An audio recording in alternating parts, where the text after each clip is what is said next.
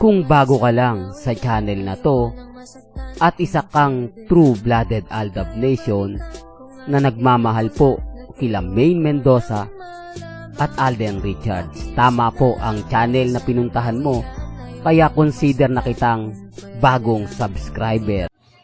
Welcome back mga kaaldab. Ito na naman po ang inyong lingkod, si Mr. Destiny. At syempre panibagong update na naman po tayo. Panibagong mga kaganapan. O ngayon po mga kaaldab, ang ibabalita natin itong mga issue, pero bago natin talakayin yan, wala pong kaganapan kay Maine at kay Congressman. Inedit lang po nila yung iba doon. At yung iba doon, mga kaaldab, ay gawa-gawa lang. Paano nga alis si Congressman? Ban nga po siya. O hindi nga po siya pwedeng umalis ng ibang bansa. Common sense na lang po, mga kaaldab. Di po ba dahil may kaso nga po siya? Ibig sabihin lang po niya, nandito lang siya sa Pilipinas. At yung kumakalat na nagbakasyon sila ni Mengay at doon nag-celebrate sa France, imposible po. Di po ba? Imposible po sa Italy, yung tipong ginagawa daw nila taon-taon kada birthday celebration ni Mengay. Kaya nga itong mga debater ay talagang tuwan-tuwa, mga army. Pero wala naman pong video, wala naman pong mga picture, photos, pambasag lang po nila yan. Sa in-update nga po natin na kumbaga ban na si Congressman Sait Bulaga. Bakit yun hindi masagot? Bakit si Ibiang na napakatapang no comment ngayon? Si Congressman Arjo, panay post lang daw po ang ginagawa. Nasaan nga po ba si May? Ano nga po ba ginagawa ni Mengay? At yung mga bali-balita nga po na nasa Bulacan si Mengay, ba't hindi sila sagutin? Although sinasabi ng iba, normal lang daw yon dahil may negosyo si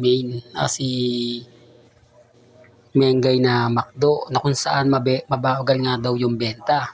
Isa rin po daw yan mga kaaldab sa kinagagalit ni Nanay Dab dahil naapektuhan yung branch nila dahil nga po sa kumakalat na flood control project. Alam nyo naman po sa Bulacan, hindi po ba na mas marami mga taong apektado na patungkol nga po sa flood control project.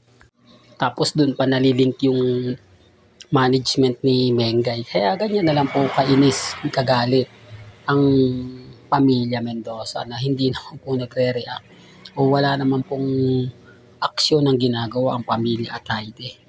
Sinasabi ko lang po ito mga kaaldab para lang po malinaw. At yung date po na mag-asawa, normal na lang po yung mga date na yan. Hindi po ba? At yung pinakita akong pong photos, oo, aminado naman po ako, nakaraang taon pa yun. Pero ang sinasabi ko doon o ang pinupunto ko ron, po pwedeng maulit yon. Hindi nyo nga po alam kung saan nag-celebrate sila Maine at si Alden. Walang post, walang update. Kung sa video po na pinapakita nila, hindi nila pwedeng sabihin yon.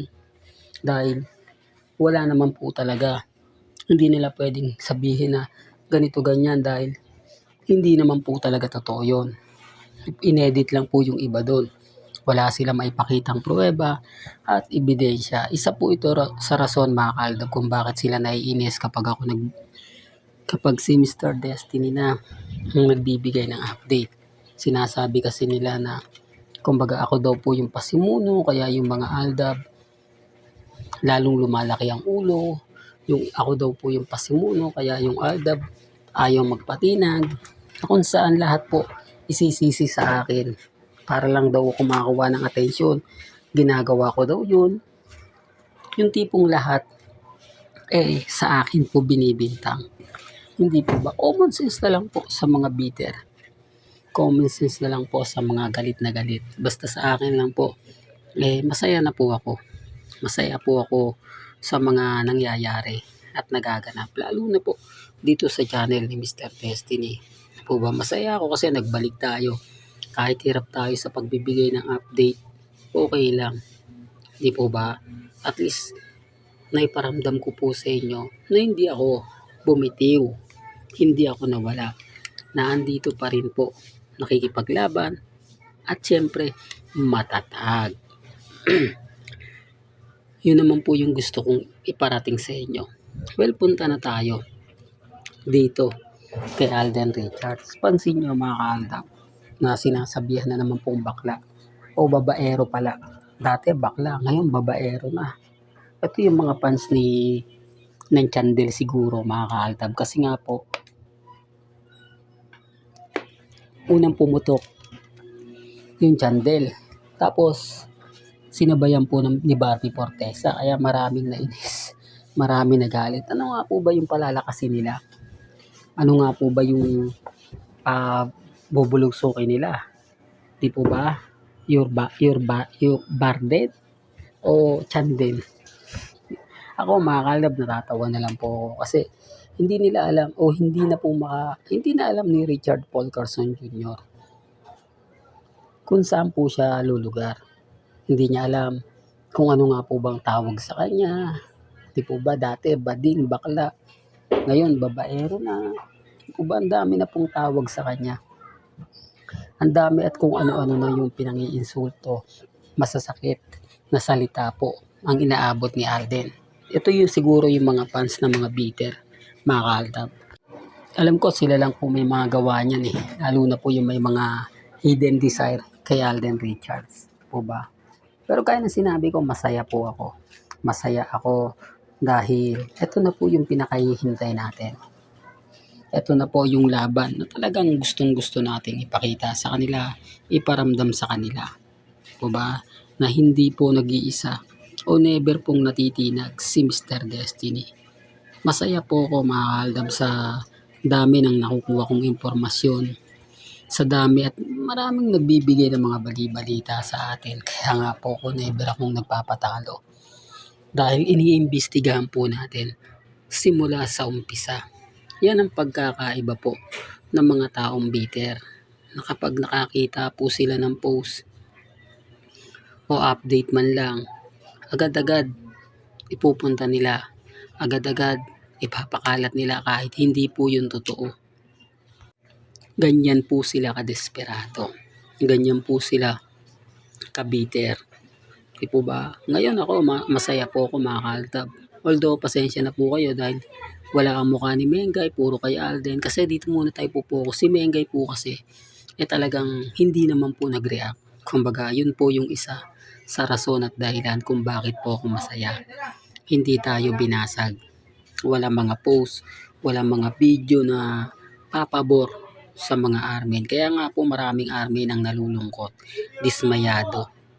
Pansinin niyo po yung sa bagay mga kalab. Sabi ko nga po sa inyo, ako lang naman po yung dami ng mga armin. Ako din po yung dami ng mga kumbaga taong alam mo na.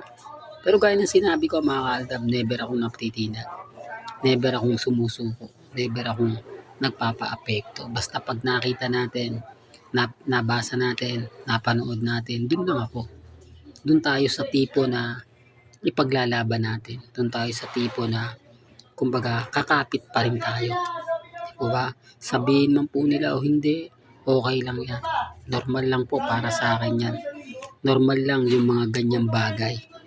Kaya sabi ko nga po sa inyo, sa dami po ng mga taong tumutulong ngayon kay Mr. Destiny, sa dami ngayon ng kumakampi kay Mr. Destiny, nagiging bitter po sila. Kaya nga ulitin ko lang po for the record, dito po sa channel ni Mr. Destiny, may kanya-kanya tayong pananaw, may kanya-kanya tayong opinion. Pabor man sa akin o hindi, nire-respeto ko yan at ginagalang. Alam nyo po yun. Kaya hindi nila po pwede sabihin na pinipilit ko po yung mga taong nagmamahal kina Alden at kay Mengay na suportahan ako. Kasi ako mga kaaldab, kahit 10 na lang di po ba? Kahit 10 na lang, okay lang po yan. Basta tuloy-tuloy lang po natin.